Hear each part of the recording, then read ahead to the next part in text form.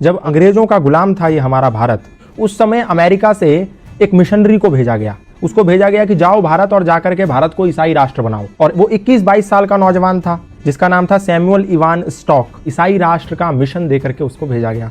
वो भारत आया, भारत में शिमला गया, वहां पर उसने एक तरफ से लोगों को ईसाई बनाना प्रारंभ कर दिया। जब धीरे धीरे काम चलने लगा तो अचानक से हिमाचल में प्लेग की बीमारी फैल गई। जैसे आज कोरोना की बीमारी फैल गई, ठीक उसी प्रकार प्लेग की बीमारी भी छुआछूत की बीमारी थी। लोग अपने परिजनों को छोड़ छोड़ करके भागने लगे। जैसे घर में किसी को प्लेग हो गया तो घर में छोड़ करके चले गए।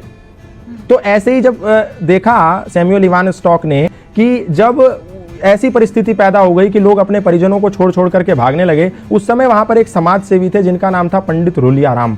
वो पंडित रूलियाराम निस्वार्थ भाव से ऐसे लावारिस पड़े लोगों की सेवा कर रहे थे। तो सैमुअल इवान स्टॉक ने देखा कि पंडित रूलियाराम एक खाट के पास हैं जहां पर एक वृद्ध आदमी को लेटा हुआ है और वो प्लेग के मारे तड़प रहा है और उसके गले में एक गिल्टी हो गई है जिसके मारे उसको तड़पन हो रही है।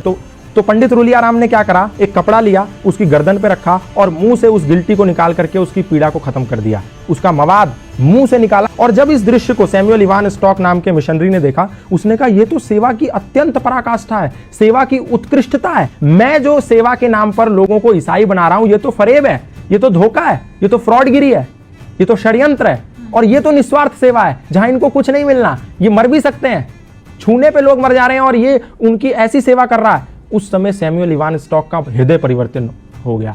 तो उनने पंडित रूलियाराम से कहा, सैमुअल इवान स्टॉक ने, कि ये क्या सिद्धांत है, कौन से ऐसे सिद्धांत हैं जिसके चलते आपके अंदर इतनी तन्मयता, इतनी तल्लीनता है लोगों की समाज की सेवा के प्रति। तो पंडित रूलियाराम ने कहा, ये सनातन धर्म के सार्वभौमिक सिद्धांत हैं जो हमें मानवतावाद का उपदेश देते हैं और मैं वही कर रहा हूं।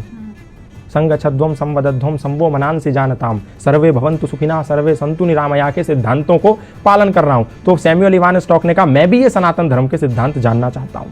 तो सैमुअल इवान स्टॉक को पंडित रूलियाराम ने सत्यार्थ प्रकाश दिया, द लाइट ऑफ ट्रुथ नाम की एक पुस्तक दी। बोला तुम ये पढ़ो और तुम्हें सनातन धर्म का पूरा सारांश पता चल जाएगा कि सनातन है क्या। सैमुअल इवान स्टॉक ने उस पुस्तक का अध्ययन किया। अध्ययन करने के बाद ऐसा हृदय परिवर्तन हो गया कि आया तो था वो भारत को ईसाई राष्ट्र बनाने, वो भारत को आजाद कराने की लड़ाई में कूद पड़ा। और जब वो लड़ाई में कूद पड़ा तो अंग्रेजों ने उसको जेल में बंद कर दिया। जेल में बंद कर दिया तो उसकी मुलाकात लाला लाजपत राय से हुई। जेल से निकल के आने के बाद उसने पंडित रूलियाराम से मिला और बोला कि मैं अब सनातन धर्मी बनना चाहता हूं और मैं अपना नाम भी, क्योंकि आपने जो मुझे सत्यार्थ प्रकाश दी थी, द लाइट ऑफ ट्रुथ, उसको पढ़ने के बाद मेरा हृदय सनातन की और श्रद्धा से भर गया है। तो मैं नाम भी अपना उसी सत्यार्थ प्रकाश से अभिप्रेरित होकर रखना चाहता हूं। अपना नाम सत्यानंद रखना चाहता हूं। और वो व्यक्ति सत्यानंद आर्य सन्यासी बन गया और भारत में रहकर के मृत्यु पर्यंत सनातन धर्म का प्रचार करता रहा। आप सोच के देखिए कि एक व्यक्ति जिसको भारत को ईसाई मुल्क बनाने के लिए भेजा गया था लोगों के साथ छल कपट करके, वो व्यक्ति सनातन धर्म का प्रचारक बन गया। उसने अपनी पत्नी को भी सनातन का प्रचारक बना दिया। अपने घर के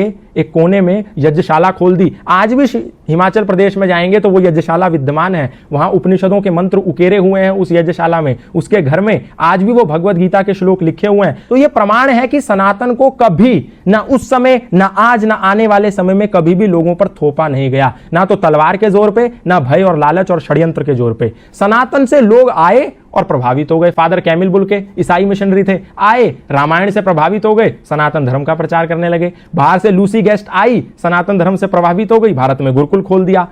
स्टैनफोर्ड की एक महिला आई, भारत में आके गंगा के पास बैठी, साध्वी भगवती सरस्वती बन गई। एक व्यक्ति स्विट्जरलैंड से पैदल भारत आ गया, 4 साल 18 मुल्क पैदा करते हुए। कोई गया था उसके कंधे पर बंदूक रखने और उसका नाम हो गया बैन बाबा। ऐसे बहुत सारे उदाहरण है, मैं बताऊंगा तो समय कम पड़ जाएगा। सनातन को कभी भी किसी पर थोपा नहीं गया। लोग आए, खुद बन गए। मौलाना महबूब अली खुद पंडित महेंद्र पाल आर्य बन गए।